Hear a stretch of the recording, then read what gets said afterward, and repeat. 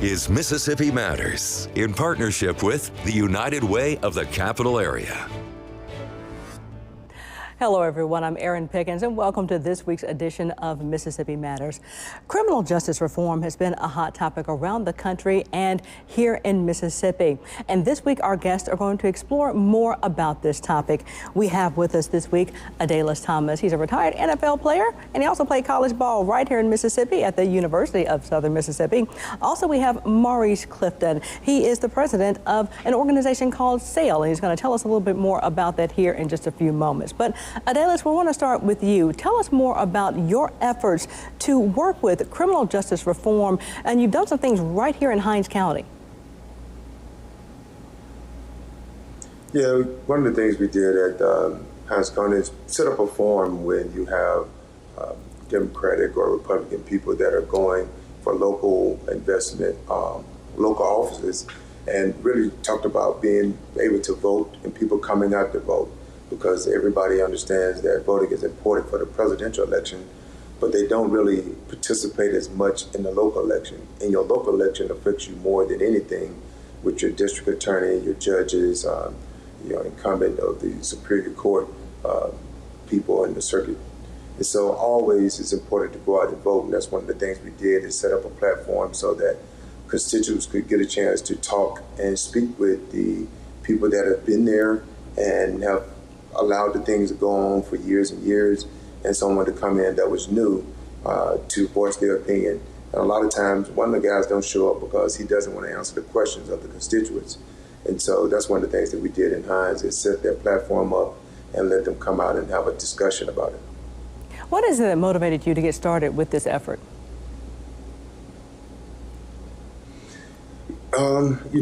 Just seeing people treated unfairly.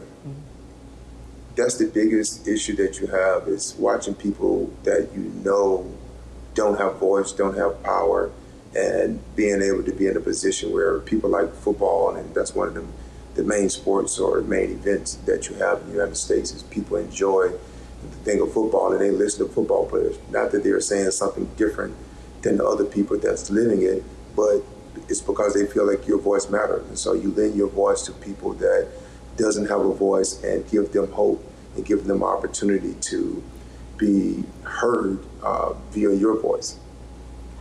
And Maurice, you're the president of SAIL. Tell us what SAIL stands for, and also tell us about your journey with the criminal justice system. Okay, SAIL stands for Mississippi's Advocacy Initiative and Leadership Program. And it was created basically out of necessity, because I'm a formerly incarcerated person. I served 23 years in federal prison for a first-time nonviolent drug offense. And so when I was released from prison 7 months ago, January 10th, I didn't have the necessary resources that were afforded me under the Second Chance Act. So they promised to contact me and to help me reintegrate back into society. But, it's been a challenge. But, nonetheless, I wanted to form an organization that helps former incarcerated people transition back into society. And I also want to work with at-risk kids to kind of guide them off the path, because it only takes one mistake. So I don't want them to make the same mistakes that I made, because I was a straight A student, in high school. And so I didn't want them to take the wrong path. So it's okay for them to be different. So I wanted to create an organization that works with kids of incarcerated parents and at-risk kids, even in the Jackson Metro and all over the state of Mississippi. So my organization is basically created to bridge the gap, or to create the divide between the parent, the incarcerated parent, and the incarcerated child who's without their parents. And you also did some work, you said, while you were incarcerated, to make sure you were able to have some advantages when you got out as well, correct?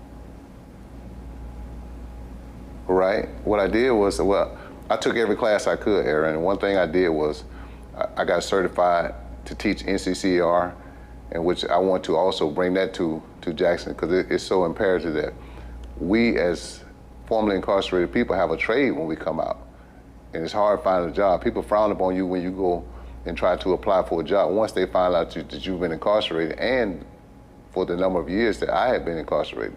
So what I did, I got certified as a SAP technician, so I'm able to use the SAP software in production. I did that for 19 years in Unicor. That's the industry.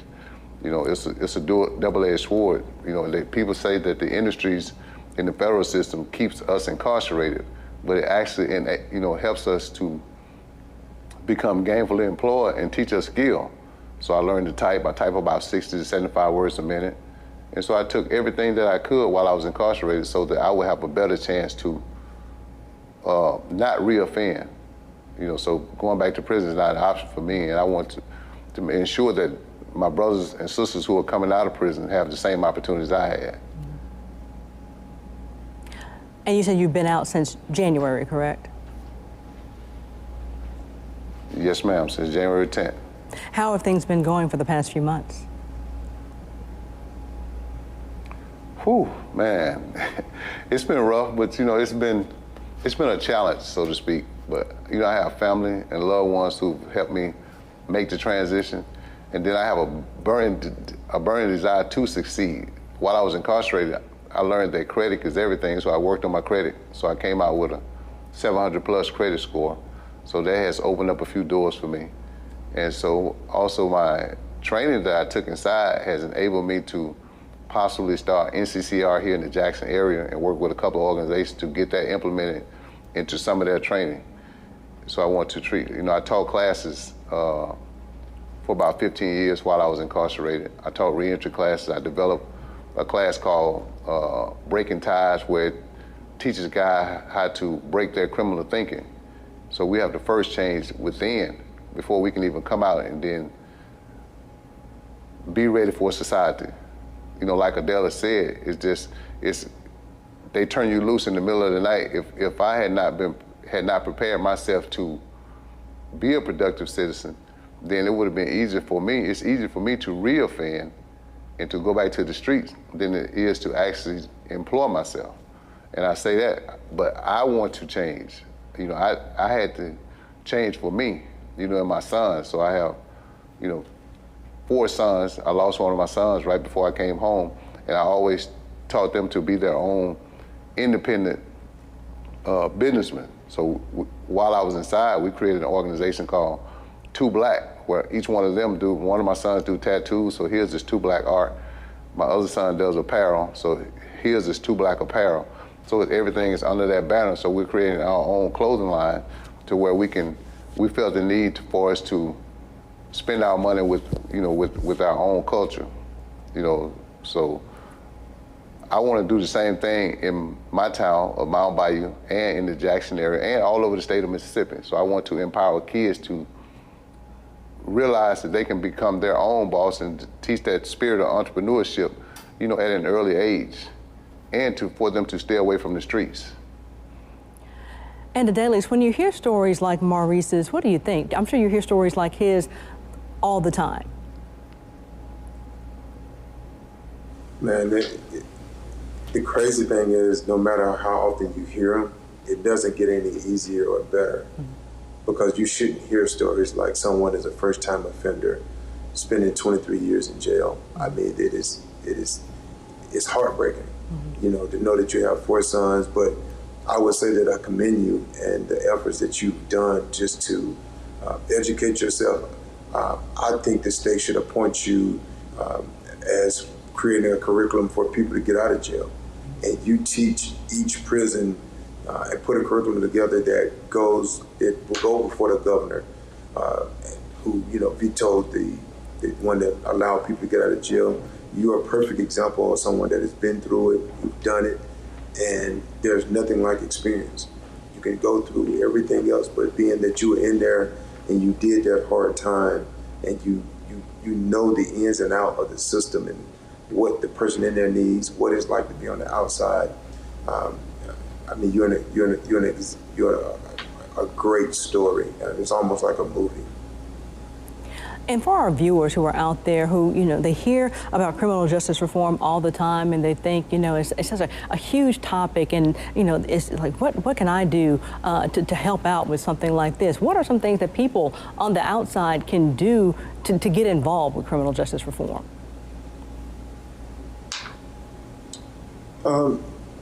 Get involved in your local election. Write to like for Mississippi specifically, I would write to the governor and ask him why did he veto the bill that would have released thousands of inmates that are not violent. We're not talking about violent people. We're talking about a bill that would have reduced the serious overcrowding of the prisons due to COVID-19 or even before that. And it had passed and everything, which would have been a great start to cutting back on it. But then Governor Reeves comes in and just vetoes it at the surface of it. And so I challenge the people of Mississippi to write and understand why did you veto this bill and what is your plan to do anything about the prisons that are in Mississippi where 50 people already have died in the prisons, which is more than some states like Texas, Florida, and other places that haven't even had that many people to die. They've had 50 already this year. Well, keep it right here, everyone. We continue our conversation on criminal justice reform after the break. Welcome back, everyone, to Mississippi Matters. We're continuing our conversation on criminal justice reform.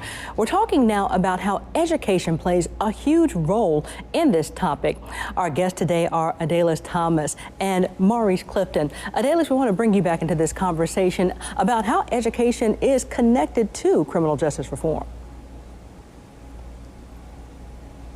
Education is hand in hand with it, and COVID-19 is furthermore created a bigger gap due to, the fact that education inequities are by income and by race are being further exacerbated by this pandemic.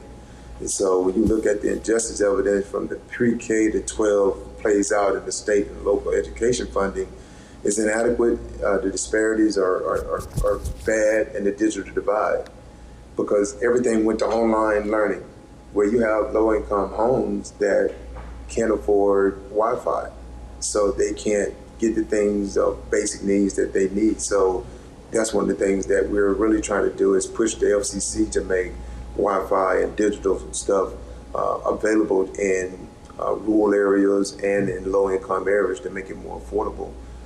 When you have someone that doesn't have an education and you speaking to them, they can't comprehend properly, but yet it's still, that's when they get in trouble.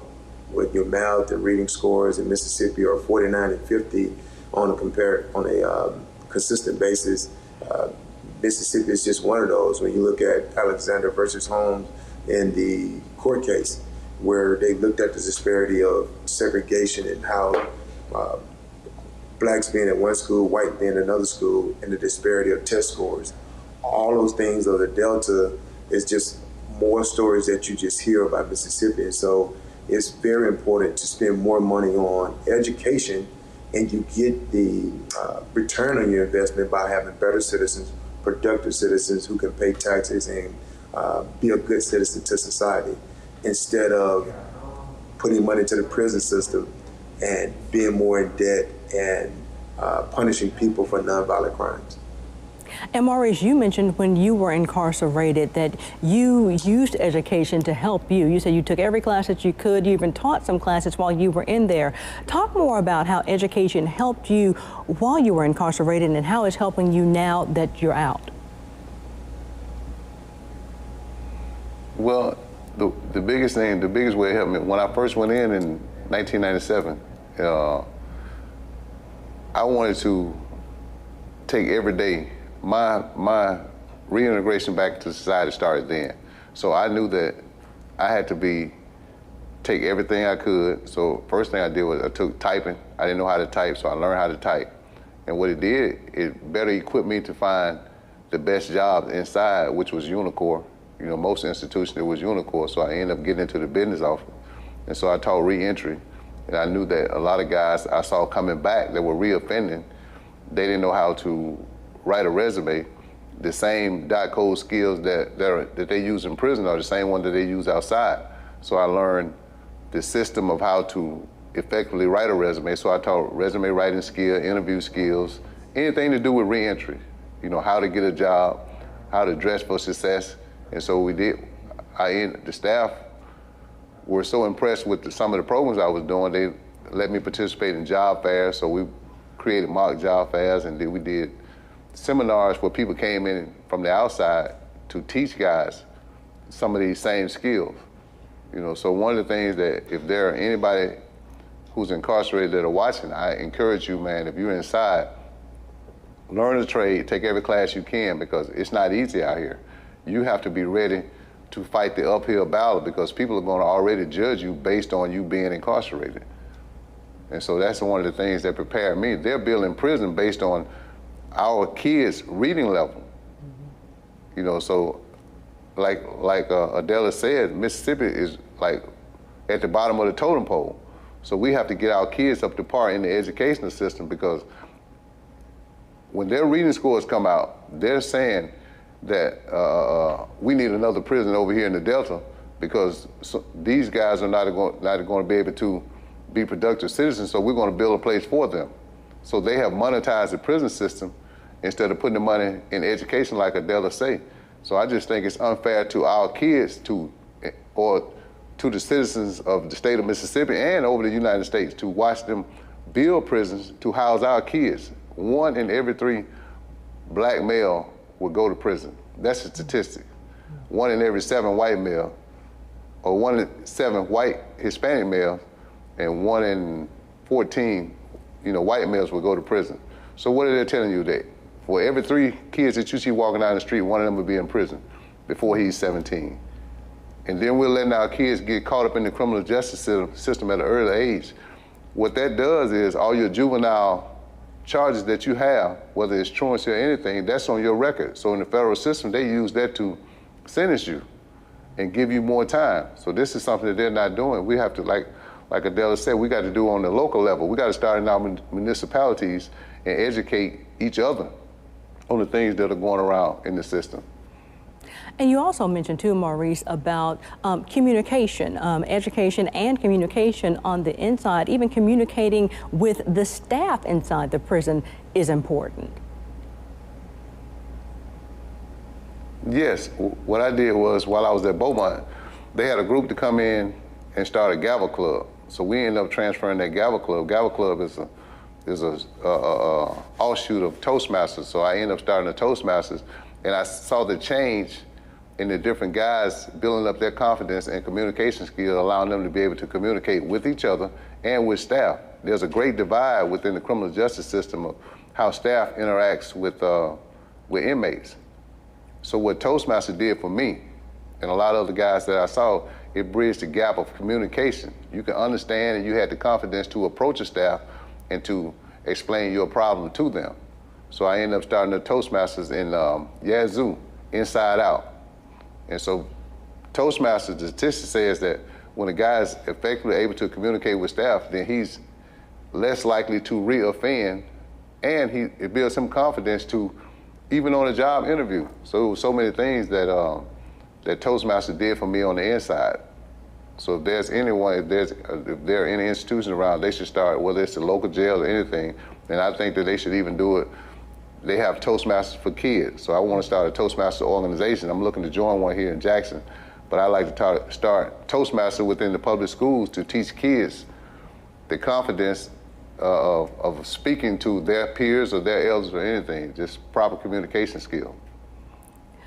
And Adalius, I know that you, again, former NFL player, so you have tried to work with people on, the level of, the professionals, the leaders and the stars to help bridge that gap, to work with the prisoners, to kind of help get those who have to work with the prisoners to get those resources to them to do these things, right? We have, but I think the biggest thing in Mississippi is they need to close parchment. There is no fixing it. It doesn't matter who's the warden. It needs to would dramatically reduce the population across the state, increase parole eligibility opportunities, and the habitual offenders law, they need to get rid of it. And so all those things could go to change, but Parchman facility itself is a problem and you can't fix it. It needs to close. That is the biggest issue that they have, because it's so many different deaths in there that goes uninvestigated, and loved ones just lose loved ones. And we continue to send people there, although they're nonviolent offenders. And it's just and it starts, like my man said, it starts with the school, police being in school. And then, you know, we used to be in school and you get in some little trouble and you go sit in timeout or go to the office. Now they have officers there to lock you up or take you away, and then it goes on your record, and then, like you said, it starts your pipeline to the prisons. And so I feel that the biggest issue that Mississippi has is the Parchman prison, which needs to be closed at all costs. And we will be watching legislation, and we will be pushing to close it, because it is unhumane the way that facility is, the way they're on top of each other, and it needs to be something done about it. We treat animals better than we do the humans in that place. Keep it right here, everyone. Our final thoughts are coming up next. Welcome back, everyone. We're wrapping up our conversation on criminal justice reform. All right, Maurice, we want to get your final thoughts. Well, my final thought is that everybody in Mississippi needs to ground and pound with letters, phone calls to the governor's office to have him to reinstate 2123. And on the federal level, I just think everybody needs to do the same thing. If you have somebody who's incarcerated, you got to get with your local elected people to try to get them involved in the bill making process and the law making process. There are a lot of things that needs to be changed. It's an honor to have been here today, man. We just got to stick together and to fight for those who are incarcerated and be their voice. Thank you. Adalius? I have to piggyback on what he said, man. When you look at what Maurice said, talking about the 2123, and you talk about if you're in Mississippi and you look at this would have gave, you know, nonviolent offenses eligible for parole at 25% of their sentence. People convicted of more serious offenses between 95 and 2014 would have been eligible after 50% of their sentence. That right there would have been 50% or 30 years. So when you look at that, this bill would have gone a long way to help reducing serious overcrowding. So like Maurice said, write your senator, your congressman, peacefully protest for the governor to reinstate this bill, because it is the right thing to do. Contribute, like my son say, create change. Contribute to the change in your local and state government policies through advocacy that impacts criminal justice reform legislation. Educate yourself, understand what your rights are, and demand your local officials to hold the higher officials accountable.